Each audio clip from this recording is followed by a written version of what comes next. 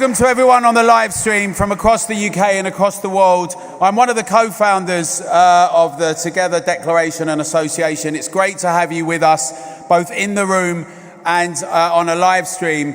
And what a difference a year makes. Oh my goodness. I just want to say, when we conceived of this, there was a bit of a moment where we were thinking people are really disillusioned, they're disappointed, they're cynical.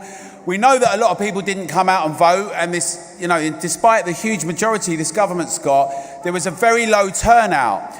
But some things did change, right? Some things did change. But when we conceived, and I'll talk about that a bit in terms of the election, but when we conceived of it, we thought that the theme should be courage, bravery, and freedom. Because of course we need to be brave and have courage to live freely, now more than ever. But something did happen, didn't it, in the election? We did see there was a sense of possibility. I mean, millions of people voted for a new party with new people, and that was as true for Reform as it was for people who had left Labour. And regardless of what anyone thinks of any of the particular views, some new things are happening. And I think together we realised, and I think we can all see, that there's an enormous set of opportunities for us all. But also there's a lot of challenges, and sometimes it can be, I don't know if you can be slightly terrified, sometimes it can be terrifying, right? And we see that especially with a new government, that after the last government that decided the way to deal with protests that most of the public hated was not to use the laws we had and impose authority and deal with it with the laws we had, which they could have done, was to introduce a whole new set of laws and legislation that would actually restrict all of us. And the latest weak authoritarian technocrats want to go even further. They want to go even further in curbing our free speech, in threatening social media companies, in imprisoning people for saying things and asking questions, maybe being stupid, maybe being vulgar, maybe being disgusting.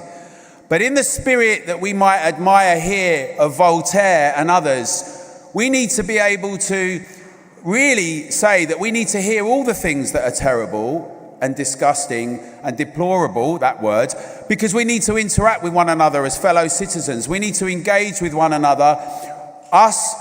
We need to be able to argue the merits of our arguments and convince those around us. We're not evil, we're fellow citizens in a country that's looking to find its way. And we've got weak authoritarians who are constantly not only nudging us and trying to use fear PR, but also imposing all sorts of rules and regulations and very draconian measures.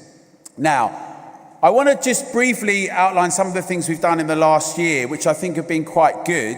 And then we'll talk a bit about some of the challenges. So we're just going to have a quick video about some of our achievements to set the tone. And I quickly want to get on to the speakers and the whole debate and discussion tonight, because we're very lucky to have some brilliant people. But we'll just play this, please, Jay, and then I'll be with you in just a minute. It's truly amazing, and really it goes into detail about, you know, what a lot of us suspected actually, that, you know, people are pulling strings to push this whole net zero agenda.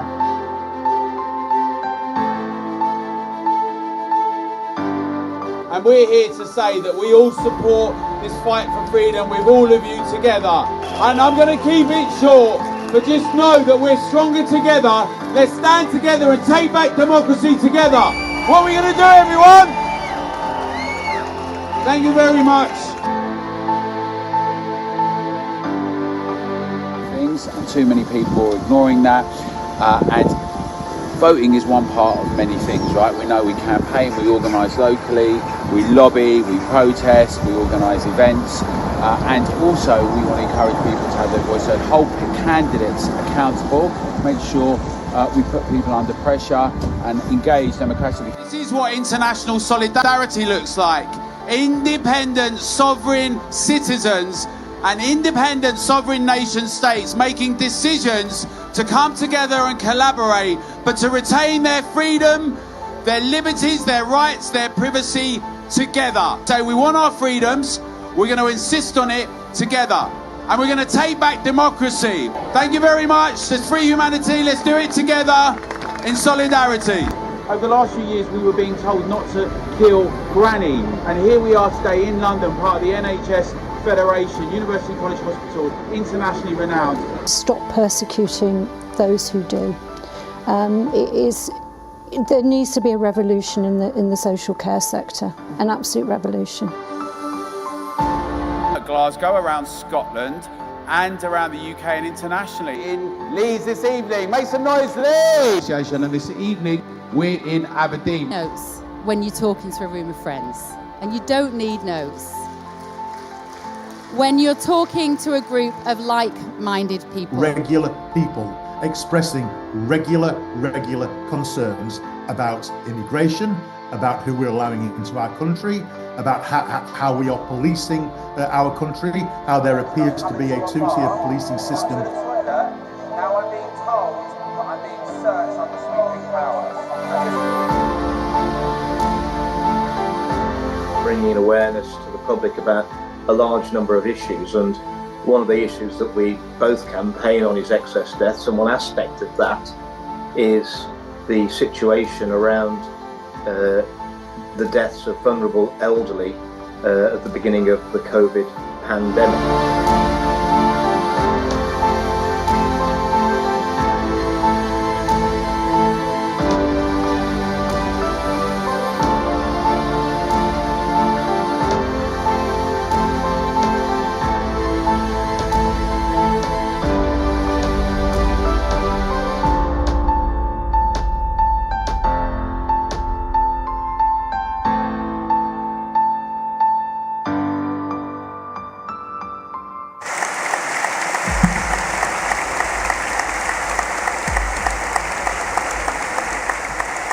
Now, one of the reasons we played that is to just sort of show how we've been effective in some areas, whether it's to do with restrictions of travel, whether it's to do with insisting on cash with the Bank of England consultations and the FCA, whether it's to do with deplatforming people and saying we're not going to have that, but we know the snap election means that piece of legislation did not go through. We worked a lot with the Free Speech Union, who are here tonight.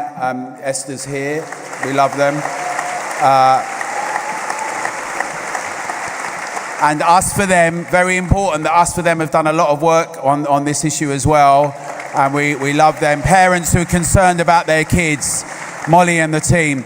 But everyone did a lot of work. We've done calls to action. We've lobbied institutions and organisations up and down the country, and our core focus is local, regional and national grassroots, people on the ground.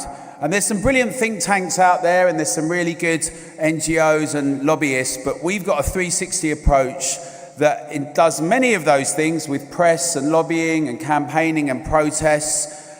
But at the heart of it, we believe it's us, we the people, the public, the demos. You know, what some of those people call gammons, white van man, stupid, Nazi, conspiracies, fire, all those nasty, disgusting terms they like to smear.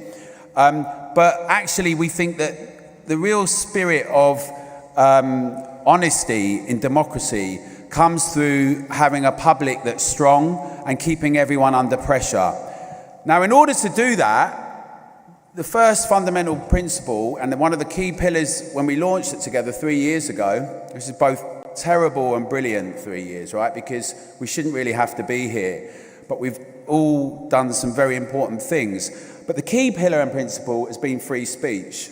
And that's why in the year ahead, we plan to work very hard on the rights to free speech and protest, which are coming under attack. And free speech means free speech for everyone, right? So you may not like what some people say, you may hate what some of our opponents say, but we've got to hear it, we've got to thrash it out, because we're all adults and we can cope. And actually, when we think of the best of our fellow citizens, that we can win them over to the arguments with the virtues of our reason and compelling arguments, maybe we won't win them. Maybe we'll win over someone that's listening, that's not arguing. But I tell you what is infectious, freedom. And the idea that we can make judgments and decisions, and that we're grown up and we can have autonomy and choice. And sometimes we might lose. And that's the thing about history, it's not guaranteed. But this experiment that we're all part of, and it is an experiment because you can go to different places around the world and we'll get a knock on the door for speaking like this. This experiment is just that, right? It's not God-given. I mean, whatever your thoughts are on that. It's something that always has to be struggled for. And we stand on the shoulders of many giants, people like William Tyndale. We're not going to be tortured or burnt at the stake, but people are being cancelled, people are having their lives ruined, and people are being both imprisoned and threatened with imprisonment. And some others are not. And it's not that the others that are not should be, but the public can see a lot of this, and we need to be really robust and go out and win our fellow citizens, our friends, our neighbours, colleagues, family, and people who disagree with us. We need to be strong and confident and give a lead and say we can talk and calmly, rationally, and we believe that freedom is the way, and we show that way. And that's something we're really passionate about. And on that note, because it will lead to everything that we do in all our campaigning, whether it's about carers or farmers or drivers or just citizens more broadly, we've got to be able to speak freely. Now, people will have seen what happened with Bernie Spofforth, many of them. Whatever you might think about what Bernie wrote, whether she should have done or shouldn't have done or any of that, we're seeing certain instances where the police are turning up at people's houses. They're being threatened with several years. 2 years she was threatened with imprisonment. We're seeing, as Baroness Fox actually said on the news recently, a situation where it's madness on steroids in terms of the response to it. For some people, not if you happen to be the chief executive of Hope Not Hate. And again, it's not what I want to see. It's not what I want to see. So we've got a very short video from Bernie Spofforth, if you could play it, because she can't be here tonight, but she wanted to share that with us quickly. Hello together, I'm Bernie, and I'm sorry I'm not with you today, but Alan has asked me to say a few words to you. So we're together, at a time when authorities are nudging us and society to become more and more separated from each other. And in the past few weeks, I've experienced personally what happens when our voices are silenced and when decisions are made without the consent of the people. But history has shown us that when ordinary people stand together, extraordinary things happen. Today, standing together for our rights is often dismissed as populism, as a bad thing, as if populism is something to fear.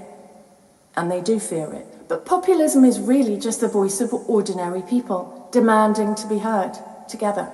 And it's the people, us, insisting that those in power remember that they serve us, they do not rule us. Populism isn't something to be ashamed of or shied away from. It's democracy. Our power lies in standing together, working together. Our power is in refusing to be silenced and standing up for each other, as so many of you have stood up for me without even knowing me. Our power is that we are stronger when we act together than any attempt to dismiss or control us individually. Democracy isn't handed to us, it's upheld by the people, by all of us together.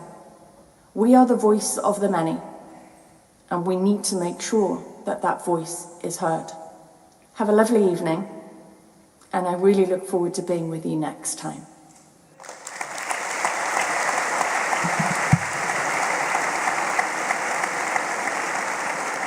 Now, we're going to get on to our speakers almost immediately, but I just want to leave you thinking about this. The scientific revolution, as well as the Enlightenment, would have been impossible without free speech. And obviously, some people didn't have free speech because they were persecuted and vilified and shut down and imprisoned and killed. We know that as much about John Wilkes, who wanted to have commoners decide on who would be representative in Parliament, not just Parliament, as we know about what happened at Peterloo, and Shelley reminded us that we're the many and they the few. But we know this about the Copernican revolution, about Galileo, and we know this right the way through to the Second World War. We've had the English Civil War, all of the history of we stand on the shoulders of that contribution, of that bravery, of those people who fought for our freedoms. And we have a duty and a responsibility to uphold and defend that. And those weak authoritarians who are across the street in Parliament, if they think that they're going to just mug us off and shut us down, they've got another thing coming.